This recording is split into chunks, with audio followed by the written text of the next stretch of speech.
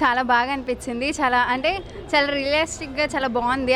ఆ స్లాంగ్ కానీ అదంతా చాలా రియల్‌గా, ఎఫెక్ట్స్ కానీ ఆ బ్యాక్‌గ్రౌండ్ అదంతా చాలా బాగా నచ్చింది. అండ్ లాస్ట్‌లో ఆ ట్విస్టర్స్ కానీ ఆ పెళ్లి దగ్గర అదంతా నాకు చాలా బాగా అనిపించింది. చాలా బాగా నవ్వుకున్నాం కూడా సినిమా వల్ల. సినిమా చాలా బాగుందండి. మంచి లవ్ స్టోరీ చూసాం చాలా రోజుల తర్వాత. సినిమా ఇది అగ్లీగా లేదు, చాలా చాలా బాగుంది.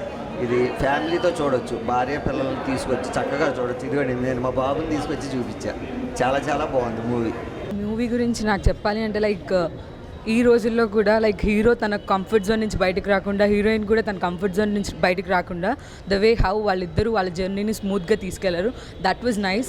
అండ్ చుట్టుపక్కల ఉన్న సమాజం కోసం కాకుండా హీరో స్టుడ్, ఎలాగ నేను రైతు, నాకు ఇదే ఇష్టం ఫార్మింగ్, ఆ వే తను నుంచొని హీ స్టుడ్ అప్ రైట్.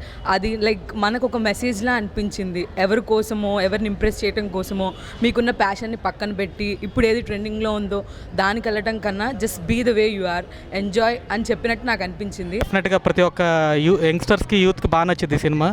చాలా బాగుంది సినిమా. ఫ్యామిలీ పరంగా చూడడానికి చాలా బాగుంది, నాకు నచ్చింది. సినిమా చాలా బాగుందండి. ఎప్పుడు బిర్యానీలే కాదు, మంచి భోజనం కూడా తినాలనిపించేలాగా ఉంది సినిమా. ఫైనల్గా ట్విస్ట్ అయితే చాలా బాగుంది లాస్ట్లో. మూవీ చాలా బాగుంది. ఎండింగ్లో చాలా సర్ప్రైజింగ్గా అనిపించింది హీరోయిన్ ఎంట్రీ ఇవ్వడం వల్ల. చాలా ఇంప్రెసివ్గా ఉంది. ప్రతి ఒక్కరు యాక్ట్ చాలా న్యాచురల్గా చేశారు. ప్రతి ఒక్కళ్ళు చూడాల్సిన మూవీ, సపోర్ట్ చేయండి. మూవీ అయితే చాలా బాగుంది. అంటే ఎస్పెషల్లీ ఎక్కడ వీళ్ళు యాక్ట్ చేస్తున్నారు అలా కాకుండా ప్రతి ఒక్కళ్ళ క్యారెక్టర్ చాలా న్యాచురల్గా ఉంది. అండ్ స్టార్ మూవీ హీరోసే కాకుండా ఇట్లాంటి మూవీస్ని కూడా ప్రమోట్ చేసి చూస్తూ ఉంటే జనాలు, అంటే అలాంటివే కాకుండా ఇలాంటివి కూడా ఎంకరేజ్ చేస్తే ఇంకా బాగుంటుంది అని అనిపించింది.